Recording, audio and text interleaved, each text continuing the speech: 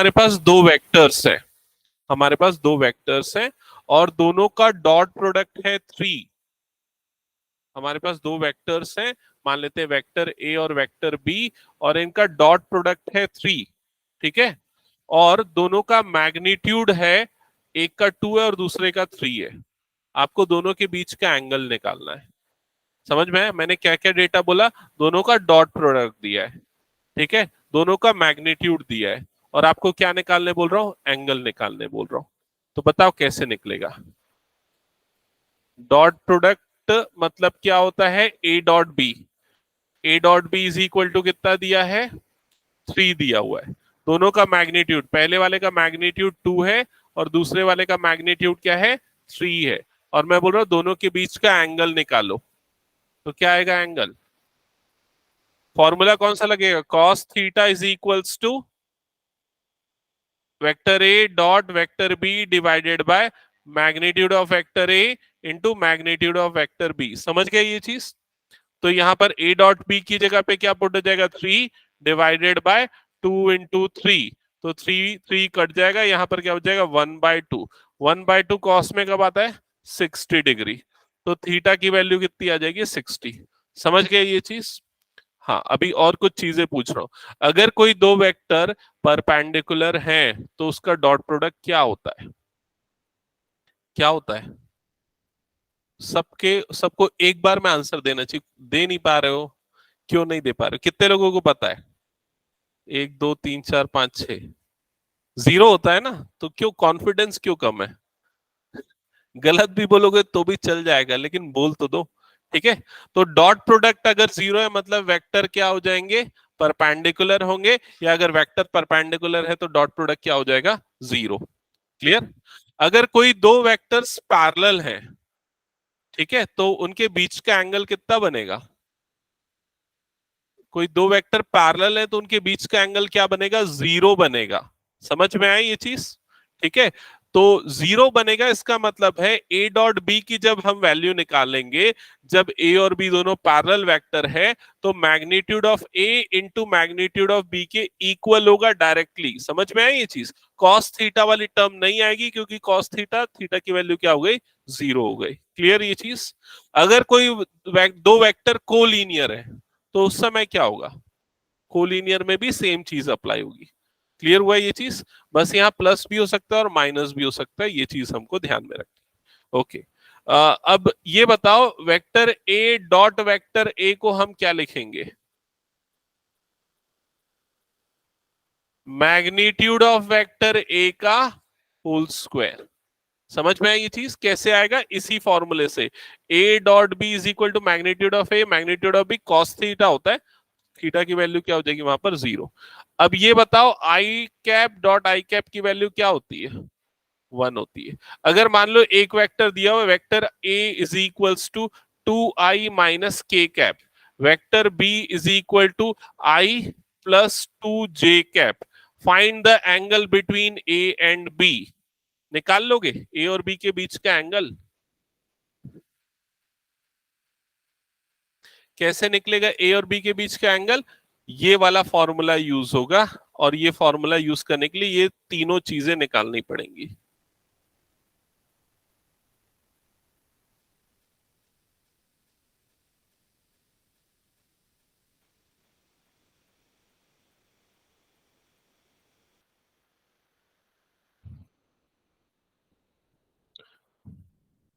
विप्लव, मैं कुछ simple questions दे रहा हूं बनाने के लिए। प्रीवियस क्लास कितना तुम लोगों ने रिकॉल किया है? तो अगर बना रहा है तो आंसर करके बताना, अनम्यूट करके। ठीक है, थीटा की वैल्यू निकालनी है इस क्वेश्चन में। तो cos theta is equal to, सबसे पहले बताओ ए डॉट बी की वैल्यू क्या निकाली तुम लोगों ने? मैं क्या पूछ रहा हूँ? ये पूछ रहा हूँ, ये ए डॉट बी की वैल्यू कितनी आई? क्या आई बता आशु? भाई डॉट प्रोडक्ट कैसे लेते हैं अगर हमको कंपोनेंट दी? रिवाइज करके नहीं आया मतलब? तो आई आई वाले कंपोनेंट मल्टीप्लाई होंगे, तो 2 × 1 मल्टीप्लाई होगा तो क्या हो जाएगा? 2।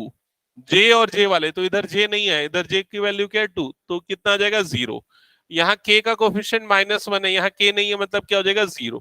तो न्यूमरेटर में a डॉट b की वैल्यू जो आएगी वो क्या आएगी 2 आएगी, समझ गए ना। Divided by magnitude of vector a, तो वेक्टर a का मैग्नीट्यूड बताओ क्या होगा, √5 होगा।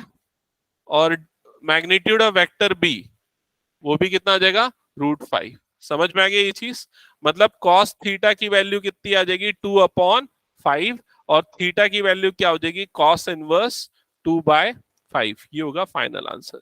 समझ गए ना क्या करना है ओवरऑल, हटा दो फिर इसको मैं। ओके, अब स्टार्ट करते हैं बचे हुए क्वेश्चन सॉल्व करना। तो क्वेश्चन नंबर 8 में देखो क्या लिखा हुआ है, find the magnitude of two vectors A and B. अच्छा, चेंज करता हूं मैं, अब क्वेश्चन मैं नहीं पढ़ूंगा, तुम लोग पढ़ोगे। पढ़ो क्वेश्चन, क्योंकि जब मैं पढ़ता हूं तुम लोगों का रिएक्शन देख लेता हूं, इधर उधर ध्यान रहता है। पढ़ो क्वेश्चन।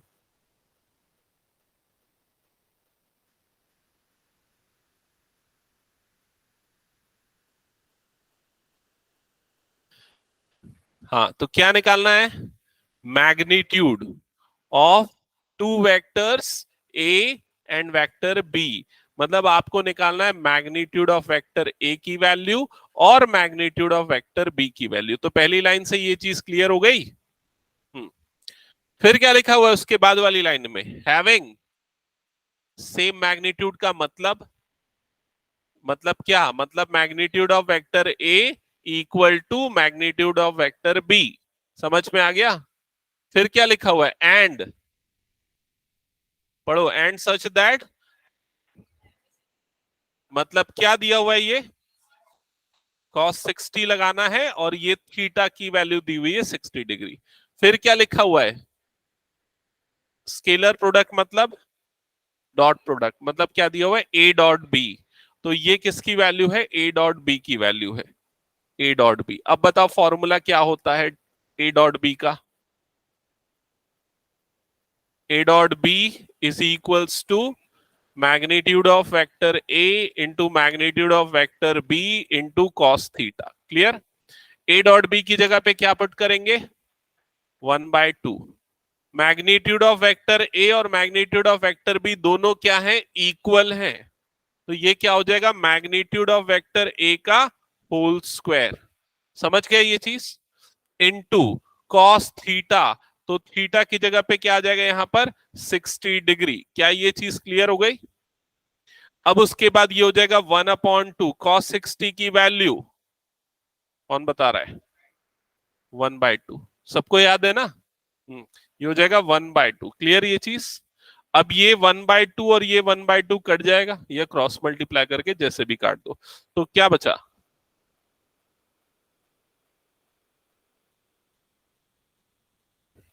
तो मैग्नीट्यूड ऑफ वेक्टर ए की वैल्यू कितनी आ जाएगी, 1। समझ गए। तो मैग्नीट्यूड ऑफ वेक्टर बी की वैल्यू क्या होगी, वो भी 1 होगी। दैट्स इट, खत्म। Magnitude of vector B is also equals to 1। समझ गए ना। आगे बढ़े नेक्स्ट क्वेश्चन पे। क्या माइनस, दोनों का नहीं, एक्चुअली डायरेक्शन उसने बता दिया कि डायरेक्शन 30 डिग्री है, दोनों का अपोजिट डायरेक्शन नहीं होगा ना। दोनों के बीच का एंगल 30 बन रहा है ना, मतलब अगर एक का डायरेक्शन ऐसा है, 60 बन रहा है, सॉरी, एक का डायरेक्शन ऐसा है तो दूसरे का डायरेक्शन ऐसा होगा। समझ गए ना। तो हटा दो फिर इस क्वेश्चन को मैं। चलो नेक्स्ट क्वेश्चन बनाओ, जल्दी से सॉल्व करो next question.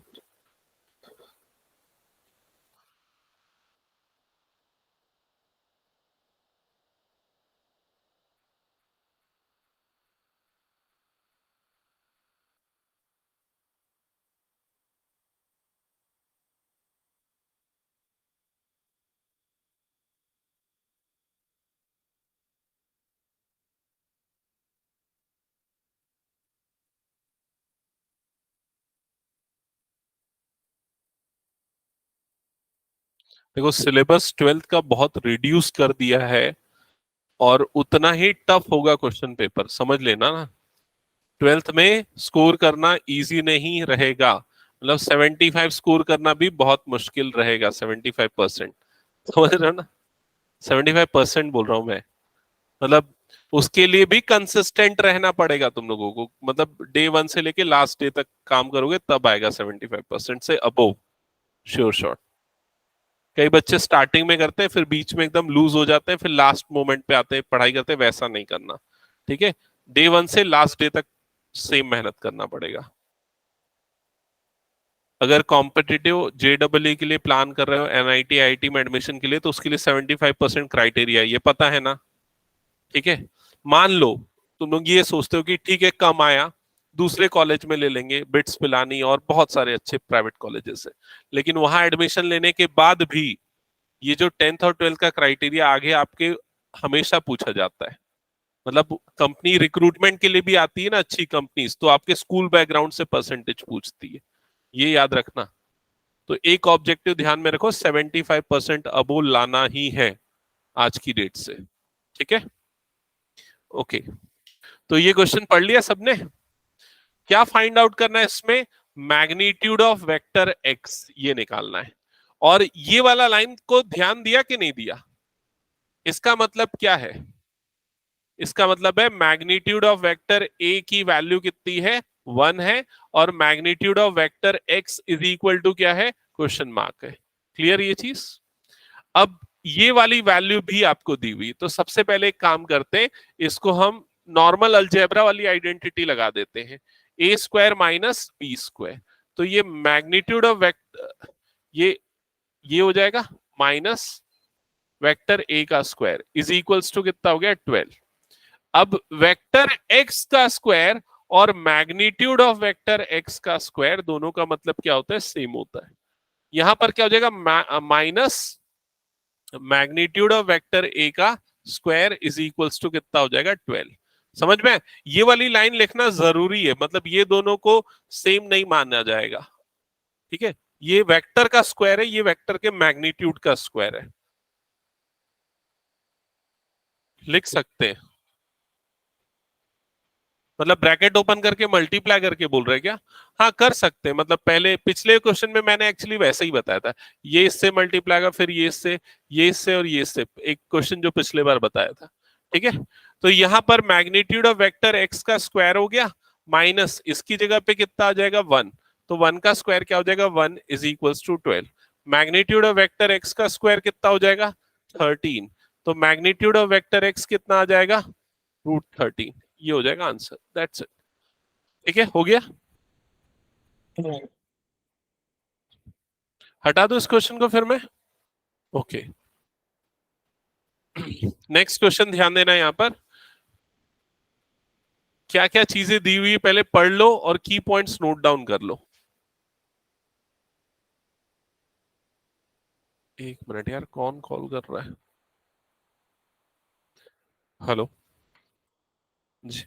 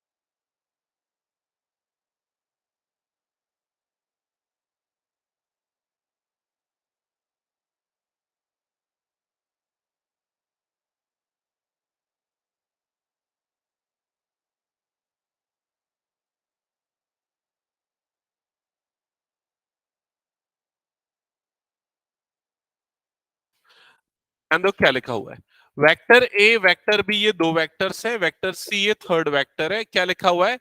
Vector A plus lambda vector B is perpendicular to vector C. तो सबसे पहला काम आप ये करो कि vector A plus lambda vector B निकालो। तो ये कैसे निकालेंगे? तो वेक्टर ए की जगह पे वेक्टर ए के कंपोनेंट रख दो, ये वेक्टर ए के कंपोनेंट हो गए। ठीक है, प्लस लैम्डा वेक्टर बी की जगह पे उसके कंपोनेंट रख दो, ये हो गया वेक्टर बी के कंपोनेंट। क्या यहां तक समझ में आ गया सभी को क्या किया मैंने? क्लियर? अब उसके बाद यहां पर ये 2i cap plus 2j cap plus 3k cap as it is, ये ब्रैकेट ओपन होगा तो क्या बनेगा बोलो? Minus lambda I cap plus 2 lambda j cap plus lambda k cap, ऐसा ही होगा। इसके बाद ये वाला टर्म और ये वाला टर्म को एक साथ लिखेंगे, क्यों? क्योंकि दोनों के पास आई कैप वाली टर्म है। तो ये दोनों में से आई कैप को मैं कॉमन निकाल लेता हूं, तो ब्रैकेट के अंदर क्या बचेगा बताओ? यहां पर क्या बच जाएगा? 2, और यहां क्या बचेगा? Minus lambda. आई कैप तो कॉमन निकल गया ना। फिर उसके बाद ये वाली टर्म और ये वाली टर्म, मतलब जे कैप वाली टर्म में से कॉमन निकालते, क्या कॉमन निकलेगा? क्या कॉमन निकलेगा? जे कैप। तो क्या बच जाएगा बताओ यहां पर? 3 प्लस इधर पे क्या बच जाएगा? 2 लैम्डा। नहीं, गलत बोला क्या मैंने? ये 2 आएगा ना। ओके, तो ये आएगा 2 प्लस 2 लैम्डा। क्लियर यहां तक सभी को? फिर उसके बाद जो थर्ड पार्ट आपके पास बच गया, ये वाला पार्ट और ये वाला पार्ट, यहां से क्या कॉमन निकलेगा? Plus k cap. और क्या बच जाएगा बताओ? 3 प्लस लैम्डा, ये बचा। और ये किसकी वैल्यू है? Vector a plus lambda times of vector b की वैल्यू है। यहां तक सभी को क्लियर हुआ ये हमने कैसे बनाया? ठीक है। अब ये जो वेक्टर है ये क्या है? वेक्टर सी के परपेंडिकुलर है। तो यहां पर हम वेक्टर सी को भी लिख देते हैं। तो वेक्टर सी के कंपोनेंट क्या है? 3i cap plus j cap. ये दोनों परपेंडिकुलर है। तो अगर कोई दो वेक्टर परपेंडिकुलर होते हैं तो क्या होता है? ठीक है, और cos 0 होता है। cos थीटा क्या होता है? 0 होता है। ठीक है। ठीक है, और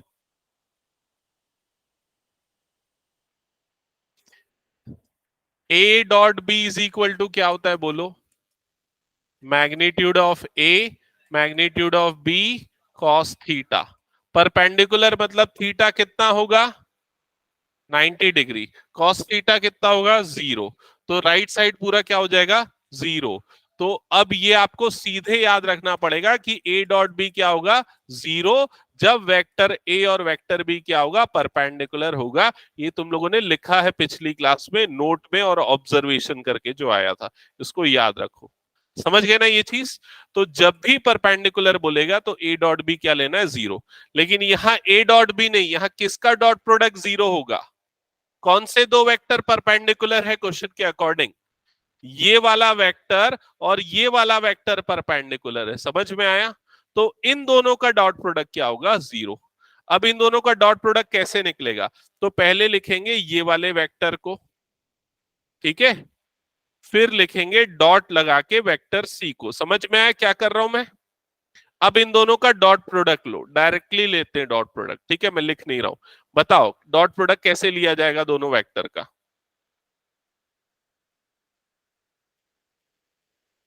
नहीं, कोई मैग्नीट्यूड निकालने की जरूरत नहीं है। जब कंपोनेंट दिए रहते तो भाई आई और आई वाला मल्टीप्लाई होता है ना। तो ये दोनों मल्टीप्लाई होंगे तो क्या बनेगा? 3 times 2 - lambda, I dot I क्या हो जाएगा? 1। फिर ये दोनों मल्टीप्लाई होंगे तो क्या बनेगा? Plus 2 + 2 lambda into 1। और के किससे मल्टीप्लाई होगा?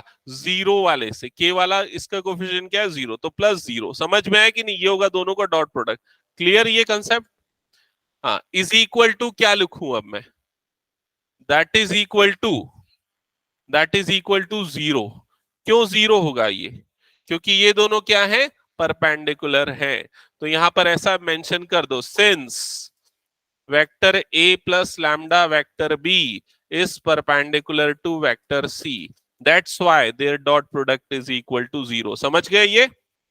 अब इसके बाद इसको सॉल्व करते हैं तो कितना आ जाएगा इन दोनों का मल्टीप्लीकेशन? 6 - 2 लैम्डा। एक सेकेंड ना, सॉल्व करो इसको आगे, लैम्डा कैलकुलेट।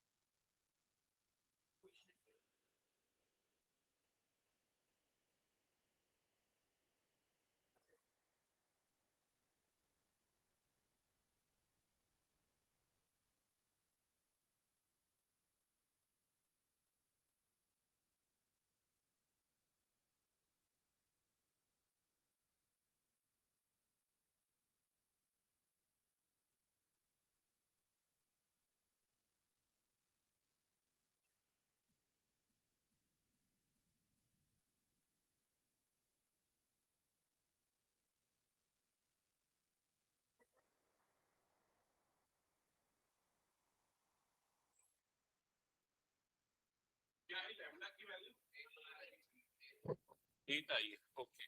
तो ये 6 माइनस यहाँ पर आया होगा 3 lambda plus 2 lambda, 2 plus 2 lambda is equals to 0। हाँ, lambda is equal to 8, correct है। आगे बढ़े नेक्स्ट क्वेश्चन पे।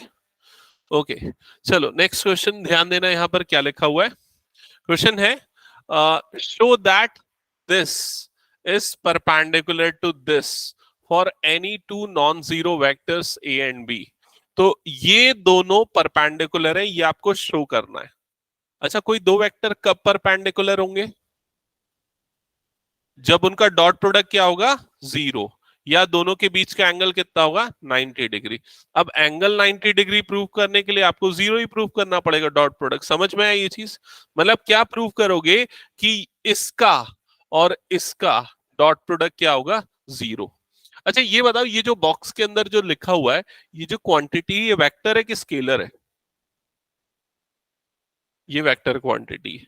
कैसे पता? क्योंकि देखो वेक्टर बी है और उसके सामने एक मैग्नीट्यूड है, तो वो एक कांस्टेंट है, मल्टीप्लाई होगा ना वेक्टर बनेगा, ये भी एक वेक्टर बनेगा। दो वेक्टर का एडिशन क्या है? वेक्टर। तो ये पूरा एक वेक्टर है, ये पूरा एक वेक्टर है, ये दोनों परपेंडिकुलर है, तो हम दोनों का डॉट प्रोडक्ट ले लेते हैं। सबसे पहले ये वाला लिख देता हूं, magnitude of vector A into vector B plus magnitude of vector B vector A dot product with, ये पूरा आ जाएगा magnitude of vector A vector B minus magnitude of vector B vector A. Clear ये चीज? That is equals to, अब जब ये सबका मल्टीप्लीकेशन होगा तो कैसे होगा देखना, ये वाली टर्म मल्टीप्लाई होगी इस वाली टर्म के साथ, ऐसा ही होगा। इन दोनों का मल्टीप्लीकेशन जब होगा तो क्या होगा बताओ? ए स्क्वायर माइनस बी स्क्वायर, हाँ लगा सकते हैं ना, सेम टर्म्स है ना, लगा देते हैं। A square minus B square, तो ये हो जाएगा A square, A plus B, A minus B, तो ये हो गया A square minus B square, तो magnitude of vector B into vector A का होल स्क्वायर। यहां तक क्लियर हुआ सभी को? फर्दर ये हो जाएगा मैग्नीट्यूड ऑफ वेक्टर ए का स्क्वायर इंटू वेक्टर बी का स्क्वायर, और वेक्टर बी के स्क्वायर को हम क्या लिख सकते हैं? मैग्नीट्यूड ऑफ वेक्टर बी का होल स्क्वायर लिख सकते हैं। समझ गए ये चीज? सेम चीज यहां पर लगेगी, minus magnitude of vector B का स्क्वायर इंटू वेक्टर ए का स्क्वायर, जिसको कि बाद में हम क्या लिख सकते हैं? मैग्नीट्यूड ऑफ वेक्टर ए का होल स्क्वायर, ये लिख सकते हैं। तो ओवरऑल आपको क्या मिल रहा है? Magnitude of vector A square into magnitude of vector B square minus magnitude of vector A square into magnitude of vector B square, ये मिला। ये पूरी टर्म्स कैंसल आउट हो गई, तो फाइनल आंसर कितना आ गया? 0। इसका मतलब दोनों का डॉट प्रोडक्ट क्या आया? 0। तो दोनों वेक्टर्स क्या होंगे? एक दूसरे के परपेंडिकुलर होंगे। समझ में आ गया सभी को? कुछ डाउट गुरलीन बता? ये, हाँ ये वाला, ये दोनों का डॉट प्रोडक्ट लिया है, फिर उसके बाद ये वाला स्टेप कैसे आया, इसमें डाउट है? हाँ, तो क्या डाउट है? हो गया क्लियर? ठीक है, चलो जिनका हो गया नेक्स्ट क्वेश्चन स्टार्ट करो फिर। हटा दो इसको मैं। आर्यन बना लिया ये वाला?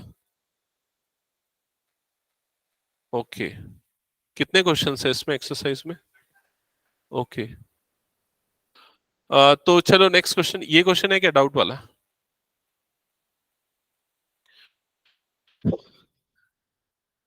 एक बार चेक करो नेक्स्ट क्वेश्चन, क्वेश्चन पढ़ना। If A dot A is equal to 0, A dot B is equal to 0, then what can you conclude about vector B? क्या क्वेश्चन पढ़ा सबने? समझ में आया क्या पूछ रहा है? हाँ, correct. A dot A is equal to 0, ये A डॉट ए की वैल्यू क्या होगी बताओ इधर पे? A डॉट ए को क्या लिख सकते हैं? A डॉट ए को लिख सकते हैं मैग्नीट्यूड ऑफ वेक्टर ए का स्क्वायर। इसका मतलब मैग्नीट्यूड ऑफ वेक्टर ए की वैल्यू क्या हो गई? 0। इसका मतलब वेक्टर ए कैसा वेक्टर होगा? वेक्टर ए एक जीरो वेक्टर होगा, एक नल वेक्टर होगा। समझ गए ये चीज? ठीक है। अब उसके बाद और क्या दिया हुआ है? A dot B is equal to क्या दिया हुआ है? 0। A dot B is equal to 0। अब ए डॉट बी की वैल्यू कैसे निकलती है? ए डॉट बी निकालने का फॉर्मूला क्या है? Magnitude of A magnitude of B into cos theta that is equal to क्या हो गया 0। अब ये बोल रहा है वेक्टर बी के बारे में क्या बोल सकते हो, वेक्टर बी कोई सा भी वेक्टर हो सकता है, चाहे वो जीरो वेक्टर हो या नॉन जीरो वेक्टर हो, क्योंकि वेक्टर ए तो जीरो वेक्टर है ना, तो ये ओवरऑल जीरो होना ही है। वेक्टर बी कोई भी वेक्टर, उससे कोई फर्क नहीं पड़ेगा। So vector B can be any vector, ये होगा आपका आंसर। ठीक है, ये एमसीक्यू में पूछने वाले क्वेश्चन है, मतलब आपको चार ऑप्शन देगा, vector V B will be, फिर अलग अलग ऑप्शन दे देगा, unit vector, zero vector, non zero vector, any vector, ऐसा चार ऑप्शन दे देगा।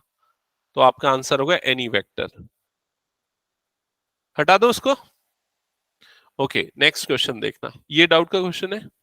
ओके, हाँ, ये क्वेश्चन वैसे बहुत ज्यादा पूछे जाने वाला क्वेश्चन है, बहुत कॉमन क्वेश्चन है, ठीक है। और इसके जैसे और भी कई क्वेश्चंस बनते हैं जो आपको मिल जाएंगे। तो देखो एक बार क्वेश्चन में क्या लिखा हुआ है, if vector A, vector B, vector C are unit vectors, तो ये तीनों वेक्टर कैसे हैं, यूनिट वेक्टर है। माही, सुन रहे हो? बताओ पहली लाइन का मतलब क्या हुआ यहां से यहां तक का, मतलब मैं क्या लिखूं बताओ।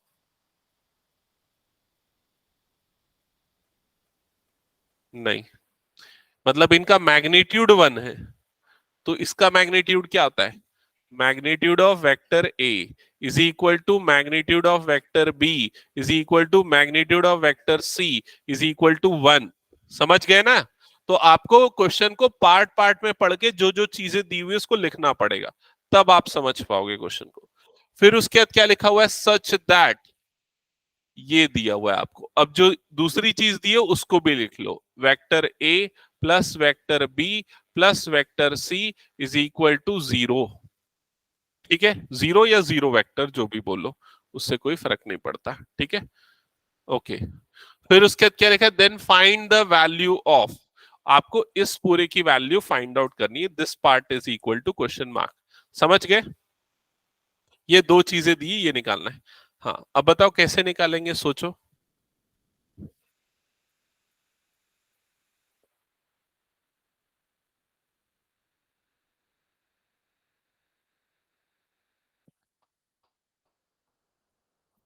और कोई? अच्छा, बाकी सब बच्चे इधर ध्यान देना, सुनो, मैं बता रहा हूं, याद दिला रहा हूं। ये बताओ, ए बी बी सी सी ए, ये वाला पैटर्न कुछ याद आ रहा है क्या? ये किसी फॉर्मूले में, किसी आइडेंटिटी में लगता है क्या? नहीं याद आ रहा है? अच्छा, ये याद दिलाता हूं, याद करो। आ, हो सकता है तुमको याद आ जाए, A plus B plus C whole square क्या होता है, A square plus B square plus C square plus 2ab plus 2bc plus 2ca। समझ रहे हो ये चीज? तो यहां पर देखो, ये ए बी बी सी सी ए, वैसे यहां पर भी क्या रहा है, ए बी बी सी सी ए वाली टर्म आ रही, क्लियर ये चीज? और ये टर्म कब आएगी, जब यहां पर क्या रहेगा, स्क्वायर रहेगा। और आपको ए प्लस बी प्लस सी की वैल्यू तो दी हुई है, आप कैसे स्टार्ट करोगे, आप यहां पर स्क्वायरिंग कर दोगे दोनों तरफ। तो यहां पर सबसे पहला स्टेप क्या होगा, स्क्वायरिंग बोथ द साइड। तो स्क्वायरिंग बोथ द साइड करोगे तो ये वाली टर्म हो जाएगी, ये वाली टर्म हो जाएगी vector A plus vector B plus vector C का whole square is equal to vector zero का स्क्वायर। ठीक है, अब यहां पर वाली आइडेंटिटी लगा दो, तो उस आइडेंटिटी को लगाओगे तो क्या होगा, वेक्टर ए का स्क्वायर प्लस वेक्टर बी का स्क्वायर प्लस वेक्टर सी का square plus 2 times vector A dot B plus 2 times vector B dot C plus 2 times vector C dot A is equal to zero का square, तो zero ही होगा। समझ गए ये चीज? यहां तक क्लियर ना सभी को? अब थोड़ा अपना दिमाग लगाओ, बताओ अगला स्टेप क्या होगा। करेक्ट, ये जो है ना, इसको हम मैग्नीट्यूड ऑफ वेक्टर ए का स्क्वायर लिख सकते हैं ना, हमने पहले भी देखा है। और मैग्नीट्यूड ऑफ वेक्टर ए की वैल्यू कितनी दी हुई है, वन दी हुई है, तो ये क्या हो जाएगा, वन का स्क्वायर, मतलब ये वन बन जाएगा। समझ गए? वैसे ही ये वाला part magnitude of vector B का स्क्वायर हो जाएगा, मैग्नीट्यूड ऑफ वेक्टर सी का स्क्वायर हो जाएगा, तो ये भी one square plus one square होगा, मतलब ये तीनों वन वन होके कितने हो जाएंगे, 3 हो जाएंगे। समझ गए ना? अब बाकी बचे वाले पार्ट जो थे, ये वाला जो पार्ट था, इसको कैसे सॉल्व करेंगे? इसमें से सिर्फ हमको क्या करना है, 2 कॉमन निकाल लेना है, बाकी जो बच गया वही चीजें क्वेश्चन में फाइंड करने बोला है। तो ए डॉट बी प्लस ये क्या हो जाएगा, बी डॉट सी प्लस ये क्या हो जाएगा, C dot A, that is equal to कितना हो गया, 0। समझ गए सभी ये चीज? हाँ, तो ये प्लस ये वही चीज आ गई, ए डॉट बी निकाल लिए वैल्यू। अब कितना आया, क्या कर रहा है शु? ठीक है, तो ये प्लस 2 टाइम्स ये आ गया, A dot B plus B dot C plus C dot A is equals to 0। अब ये वाला जो 3 है ये उधर जाएगा तो क्या हो जाएगा, -3, और वो सारी चीजें अपॉन में आ जाएगी। तो आपको जो वैल्यू निकालनी थी वो मिल जाएगी, A dot B plus B dot C plus C dot A is equals to -3/2। ये होगा आपका फाइनल आंसर। समझ गए ना?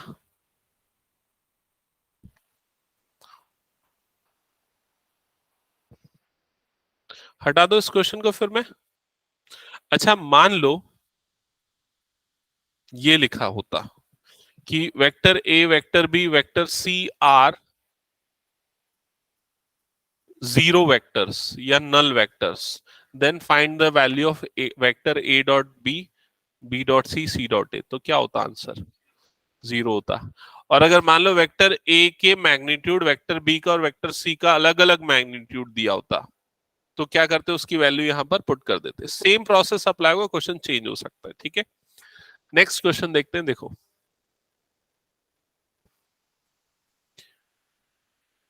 पढ़ो क्या लिखा हुआ है क्वेश्चन।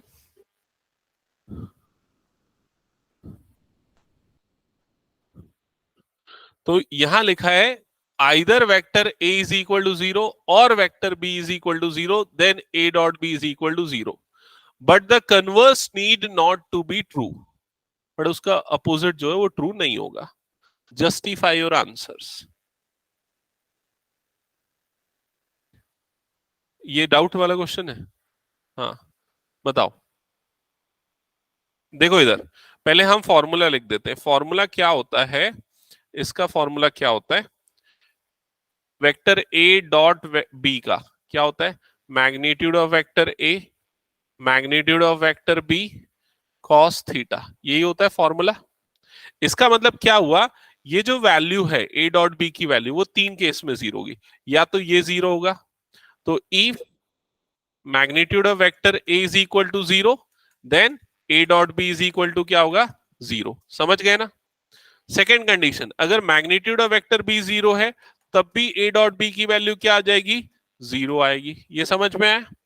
और थर्ड केस में कब 0 होगा, जब cos theta is equal to क्या होगा, 0, तब भी ए डॉट बी की वैल्यू क्या आ जाएगी, 0। समझ में आई ये चीज? तो अगर ये दोनों 0 हैं तो ए डॉट बी क्या होगा, 0। लेकिन अगर ए डॉट बी 0 है, तो इसका मतलब ये जरूरी नहीं है कि या तो ये 0 हो या तो ये 0 हो सकता है, ये दोनों नॉन 0 हो और ये वाली वैल्यू 0 हो, cos थीटा की वैल्यू 0 हो। समझ में आई ये चीज? तो आपका आंसर क्या होगा, no it is not true. और इसके लिए एग्जाम्पल देने के लिए बोल रहा है ना, तो एग्जाम्पल कैसे देंगे यहां पर हम, कोई भी दो वेक्टर, वेक्टर ए और वेक्टर बी ऐसे लेने पड़ेंगे जो नॉन जीरो वेक्टर हो लेकिन उनका डॉट प्रोडक्ट 0 आए। एक एग्जाम्पल जैसे मैं बताता हूं, कैसे ले रहा हूं वो भी बता देता हूं। मान लो वेक्टर ए मैंने लिया आई कैप प्लस जे कैप माइनस 2k कैप, यहां ले लेता हूं -2k कैप। ठीक है, ये वेक्टर ए 0 वेक्टर है क्या, बताओ तो? नल वेक्टर है क्या, बताओ तो? कैसे पता चलेगा नल वेक्टर है कि नहीं? मैग्नीट्यूड निकाल के। मैग्नीट्यूड कितना आ जाएगा, रूट के अंदर 1 + 1 2, 2 + 4 कितना आ जाएगा, 6, non zero vector. Vector B लेता हूं, वेक्टर बी में यहां पर मैं इसको आई कैप ले लिया प्लस जे कैप ले लिया और प्लस के कैप ले लिया। क्या ये 0 वेक्टर है क्या? नहीं है। इसका मैग्नीट्यूड कितना है, √3। अब जब मैं दोनों का डॉट प्रोडक्ट लूंगा ए डॉट बी, तो क्या आएगा, 1 × 1 क्या हो जाएगा, 1, 1 × 1 क्या हो जाएगा, +1, और -2 और +1 कितना हो जाएगा, -2। कितना आया, 0। समझ में आया कि नहीं ये चीज? तो ये एक एग्जांपल है जिसमें ये दोनों नॉन जीरो वेक्टर लेकिन दोनों का डॉट प्रोडक्ट क्या आ रहा है, 0 आ रहा है। ठीक है, और अगर ऐसा दिमाग में नहीं आ रहा है ये वाला, तो कोई भी वेक्टर ले लो। वेक्टर ए को ले लो आई कैप या 5 i कैप, वेक्टर बी को ले लो 7 j कैप, खत्म, ले लो दोनों का डॉट प्रोडक्ट, क्या आएगा? 0 आएगा। समझ गए ना? ये कैसे आएगा वो नहीं बोल सकते। क्या है ना, पैटर्न ऐसा चेंज हुआ है ना इस बार से कि मल्टीपल चॉइस में कैसे क्वेश्चन लॉजिकली पूछेगा बोल नहीं सकते। यूजुअली क्या होता था ना, पहले एक fixed set of question repeat होते थे, अब वैसा नहीं रह गया है। ठीक है, अब वो सिलेबस रिड्यूस कर रहा है ना, तो लॉजिकल क्वेश्चन बढ़ा रहा है। तो इसलिए ना मैं इतना डिटेल में जो छोटी छोटी चीजें जो बता रहा हूँ वो इसलिए बता रहा हूँ।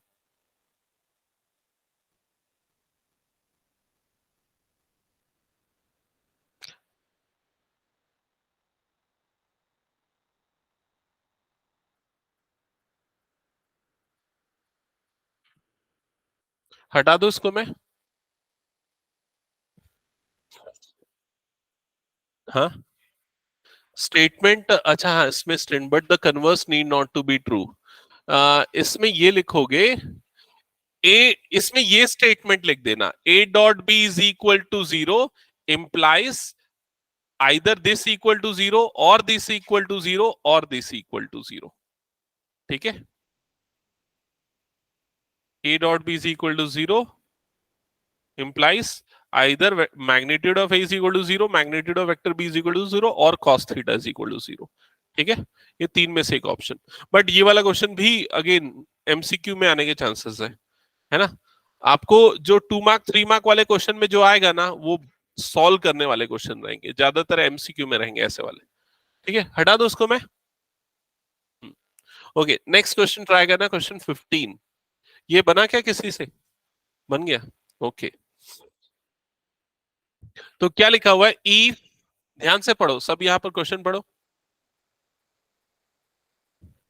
If vertices A, B, and C of triangle ABC are this, and this, respectively, then find angle ABC। हो जाएगा? हिंट भी दे दिया उसने तो सबसे पहला काम करते हैं कि हम एक ट्राइंगल बना लेते हैं। तो मान लेते हैं ये हो गया हमारा ट्राइंगल। ठीक है, अब इस ट्राइंगल के जो कोऑर्डिनेट्स है उनकी मार्किंग कर देते हैं। सबसे पहले वर्टाइसेस ए, वर्टेक्स बी, वर्टेक्स सी। अब वर्टेक्स ए का जो कोऑर्डिनेट है वो कितना दिया हुआ है? 1 2 3। वर्टेक्स बी का कोऑर्डिनेट है -1 0 0। वर्टेक्स सी का कोऑर्डिनेट है 0 1 2। ठीक है, अब आपको कौन सा एंगल निकालना है? Angle ABC. एबीसी मतलब कि ये वाला एंगल निकालना है, समझ रहे हो ना, ये वाला एंगल। तो इसमें एक चीज ध्यान देना, आप कौन से वेक्टर को यहां पर निकालोगे, कौन से दो वेक्टर लोगे? क्योंकि वेक्टर अब लगा, कौन सा लेंगे? गलत, बी ए वाला वेक्टर लेंगे और बी सी वाला वेक्टर लेंगे। ए बी में क्यों गलत हो जाएगा पता है? क्योंकि अगर ए बी वाला वेक्टर लोगे ना तो वो ये वेक्टर काउंट होगा, तो वो ये वाला एंगल निकाल के देगा। समझ रहे हो कि नहीं ये चीज? तो आपको केयरफुल रहना इसमें। अगर ये वेक्टर निकालना है ना, तो मतलब आप बी ए वाला वेक्टर लोगे, और कौन सा वेक्टर लोगे? बी सी वाला वेक्टर। तो आप कौन से वेक्टर निकालोगे? सबसे पहले निकालोगे वेक्टर बी ए। कैसे निकलता है वेक्टर बी ए अभिनंदन? हाँ, नहीं, हाँ बता कैसे निकलता है? x2 - x1 आई कैप, y2 - y1 जे कैप, z2 - z1, याद रखो इसको। तो इसमें ये a का जो है ना x2 रहेगा, और b का जो होगा वो x1 रहेगा। तो x2 - x1 आई कैप, तो कितना बनेगा ये? 1 - आई कैप, प्लस 2 - 0 जे कैप, प्लस 3 - 0 के कैप। ठीक है, प्रियांशु समझ में आ रहा है? वेक्टर बी ए की वैल्यू फिर क्या हो जाएगी? 2 i cap plus 2 j cap plus 3 k cap. Clear ये चीज सबको? वेक्टर बी ए बन गया। अब कौन सा वेक्टर निकालेंगे? Vector B C. तो वेक्टर बी सी अब बता दो डायरेक्टली क्या बनेगा वेक्टर बी सी? सी माइनस बी करेंगे ना, तो 0 माइनस ऑफ -1, तो ये कितना हो जाएगा 1 i cap plus 1 j cap plus 2 k cap. Directly लिख दिया चलेगा ना? हम्म, ठीक है, ये हो गया।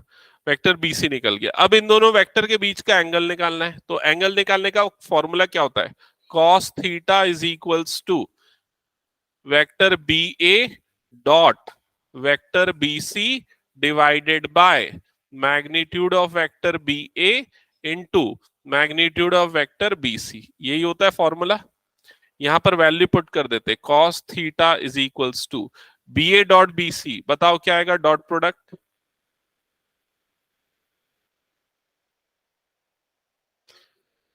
2 + 2 + 6, तो कितना हो जाएगा ये? 2 + 2 + 6 डिवाइडेड बाय वेक्टर BA कैसे निकलेगा? 2² + 2² + 3² इंटू रूट ओवर, यहां हो जाएगा 1² + 1² + 2², तो ओवरऑल 10/√4 + 4 8, 8 + 6 14 आएगा ना? अच्छा ये 9 है ना, सॉरी। 4 + 4 8 17 √17 इंटू √6। आप ये भी लिख सकते हो 10/17, 6 कितना होता है? 102। ठीक है, तो फाइनल आंसर होगा theta is equal to cos inverse 10/√102। इसको थीटा भी बोल सकते हो, एंगल एबीसी भी बोल सकते हो। समझ गए? हटा दो फिर इस क्वेश्चन को मैं। ये सब 1 मार्क वाले क्वेश्चन है ना, उससे ऊपर के क्वेश्चन नहीं है ये। नेक्स्ट क्वेश्चन पे आ जाते हैं हम। Show that these 3 points are collinear. बताओ कैसे प्रूफ करोगे?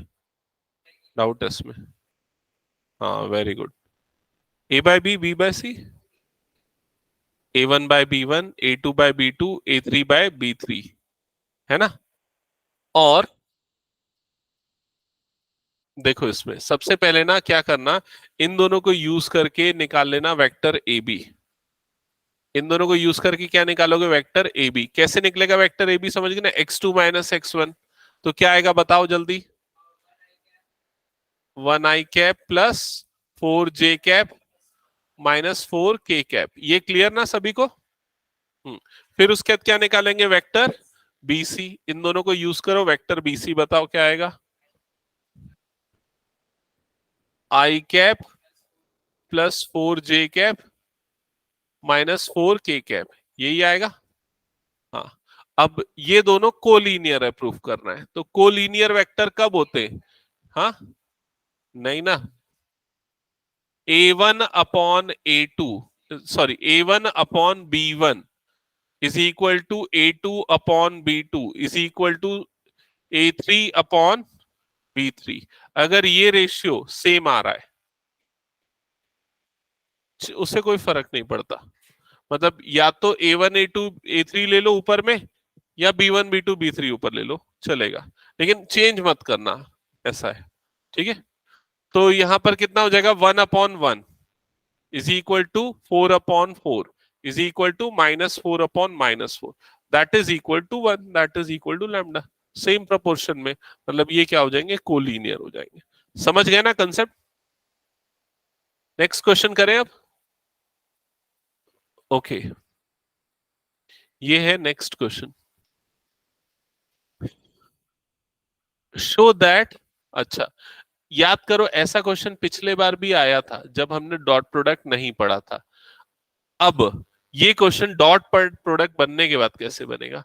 ये क्या लिखा है? Show that the vector this, this and this, ये 3 वेक्टर दिए हुए, form the vertices of right angle triangle.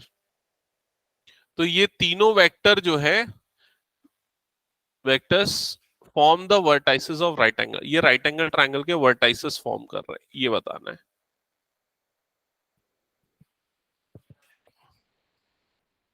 हम्म, लेकिन मैग्नीट्यूड वाले तरीके से नहीं करना है इस बार, डॉट प्रोडक्ट अप्लाई करके करना है। नहीं लिखा है लेकिन उसको वैसे ही करना है।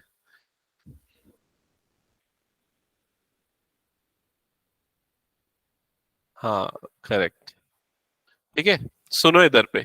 जैसे ये पहला वाला जो पॉइंट दिया हुआ है ना, इस पॉइंट को ना हम पॉइंट ए का पोजीशन वेक्टर मानेंगे। समझ रहे हो ना, पहला जो वेक्टर है वो पॉइंट ए का पोजीशन वेक्टर है। एक चीज मैं थोड़ा बता रहा हूँ, ध्यान से सुनना।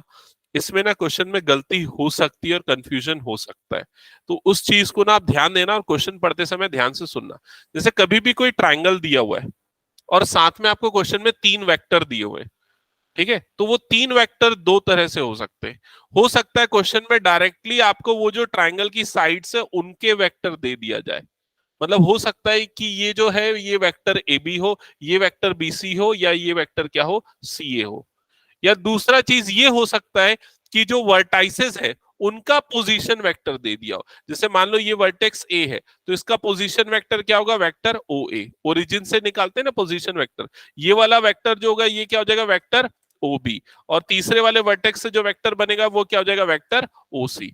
तो आपको दो चीजें दे सकता है, या तो जो वर्टेक्स है उनका पोजीशन वेक्टर दे सकता है, या तो जो साइड से सीधा वो वेक्टर दे सकता है। तो आपको क्वेश्चन को पढ़ के समझना पड़ेगा कि जो वेक्टर दिया है वो एक्चुअल में है क्या। तो इस क्वेश्चन में कौन सा वेक्टर दिया हुआ है, इसमें हर एक वर्टेक्स का क्या दिया हुआ है, पोजीशन वेक्टर दिया हुआ है। तो जो पहला वाला वेक्टर है वो ए का पोजीशन वेक्टर है, मतलब ये किसकी वैल्यू, वेक्टर ओ ए की वैल्यू है। समझ गए, ये किसकी वैल्यू है, वेक्टर ओ बी की वैल्यू है, और ये किसकी वैल्यू है, वेक्टर ओ सी की वैल्यू है। अब आपको यहां पर करना क्या है, आपको करना है इस राइट एंगल ट्राइंगल के साइड्स वाले वेक्टर्स निकालने। साइड्स के वेक्टर निकालने मतलब कि जैसे मान लो ये हो गया राइट एंगल ट्राइंगल, आपको ये वाला वेक्टर निकालना है, ये वाला निकालना है, ये वाला निकालना है। मान लो ये है ए, ये हो गया बी, और ये क्या हो गया, सी। तो आपको निकालना पड़ेगा वेक्टर ए बी। तो वेक्टर ए बी कैसे निकलेगा, कैसे निकलेगा बता अभिनंदन। हाँ बता रेयांशु, कैसे निकले। नहीं, पढ़ते नहीं हो ना तुम लोग, रिवाइज नहीं करके आओगे पीछे का पूरा जीरो हो जाएगा एकदम। रिपीट करके आते हैं, उसको सॉल्व करने बोलता हूं। बता आशु, बता कैसे बनेगा। कहाँ है x2 क्या है और x1 क्या है। अक्षत बता कैसे बनेगा vector A B. O B minus O A, position vector of B minus position vector of A, सारा एक एक लाइन से लिखा आया हूं मैं। ओबी कौन सा है, वेक्टर ओबी कौन सा है यहाँ पर, ये है आई कैप माइनस 3 जे कैप माइनस 5 के कैप, माइनस वेक्टर ओ ए क्या हो जाएगा, 2 i cap minus J cap plus के कैप। समझ में आया क्या, कैसे होगा। ठीक है, याद रखो कंसेप्ट, फंडामेंटल याद रखो। ठीक है, position vector of B minus position vector of A क्या बनेगा, बताओ वेक्टर ए बी। ये बनेगा, क्या बनेगा, माइनस आई कैप माइनस 2 जे कैप माइनस 6 के कैप। समझ गए ना। अब क्या निकालोगे, दूसरा कौन सा वेक्टर निकालोगे, वेक्टर बीसी। निकालो वेक्टर बीसी क्या होगा, कैसे निकलेगा, ओसी माइनस ओबी।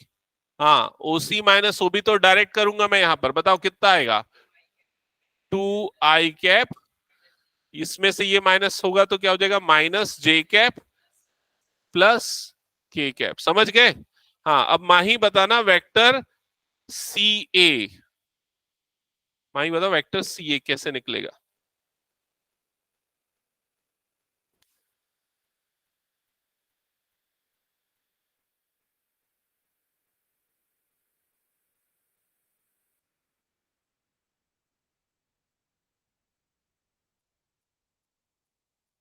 ये ए बी कैसे निकला था बताओ तो मेरे को,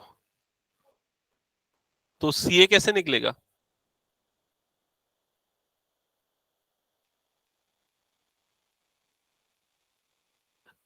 अरे जैसे ए बी है तो बी का पोजीशन वेक्टर माइनस ए का पोजीशन वेक्टर, तो यहां पर ए सी है तो किसका पोजीशन वेक्टर आएगा, जो टर्मिनल पॉइंट है उसका पोजीशन वेक्टर। टर्मिनल पॉइंट क्या है यहां पर, ए।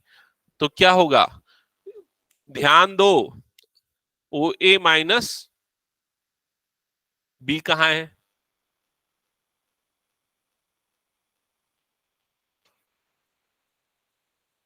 ओ ए माइनस ओ बी, तो वेक्टर ओ ए माइनस ओ बी करो तो क्या आएगा? बताओ, बताते जाओ माही, जल्दी जल्दी बताओ।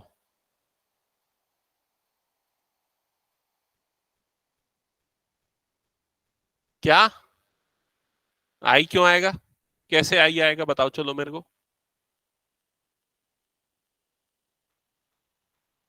हाँ, माइनस आई फिर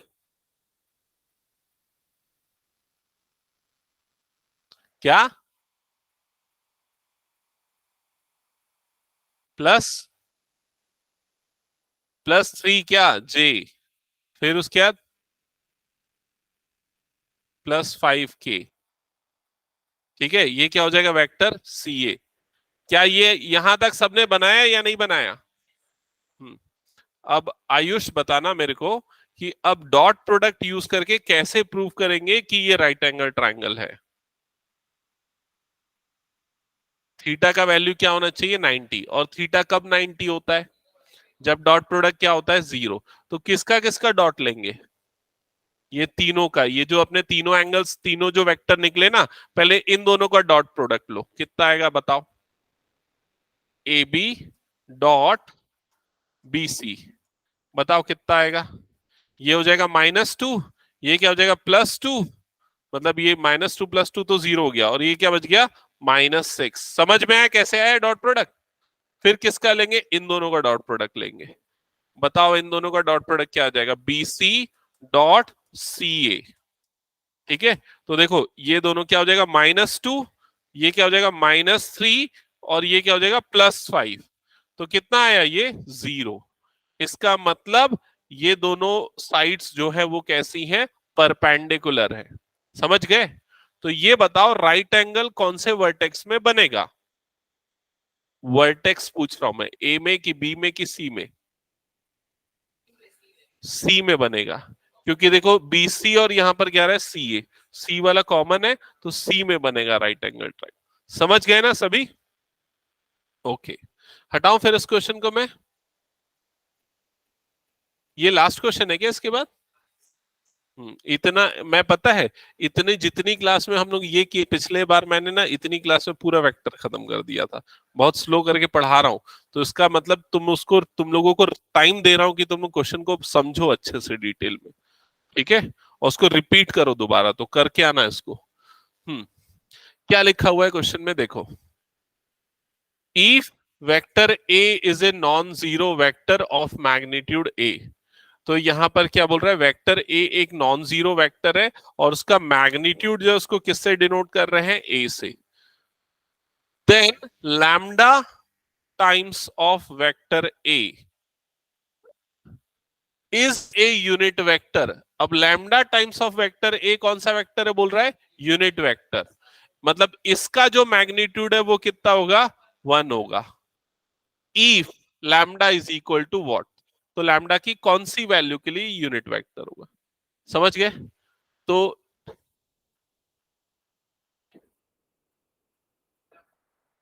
हाँ, तो क्या करेंगे देखो, यहां से लैम्डा को बाहर निकालेंगे, मैग्नीट्यूड ऑफ वेक्टर ए हो जाएगा, इज इक्वल्स टू क्या हो जाएगा? 1।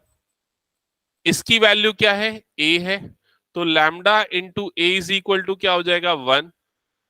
अब लैम्डा की वैल्यू क्या आ जाएगी? लैम्डा इज इक्वल्स टू कितना आ जाएगा? 1/ए। या फिर ए इज इक्वल टू क्या आ जाएगा? 1/लैम्डा। ठीक है, अब ये लैम्डा जो है ना, इसको मॉड में लिखना, मैग्नीट्यूड के फॉर्म में, क्योंकि हो सकता है लैम्डा अगर नेगेटिव नंबर हो तो भी उसको हमको क्या लेना पड़ेगा? पॉजिटिव। ठीक है, तो अब देख लो कौन सा ऑप्शन करेक्ट है, या तो ये वाला या तो ये वाला। ऑप्शन डी जो है वो करेक्ट आंसर होगा। समझ गए ये कैसे बनेगा? ओके, तो हम लोग ट्यूसडे को टेस्ट लेने वाले हैं एलपीपी का, और एक क्लास भी लूंगा, डाउट सेशन।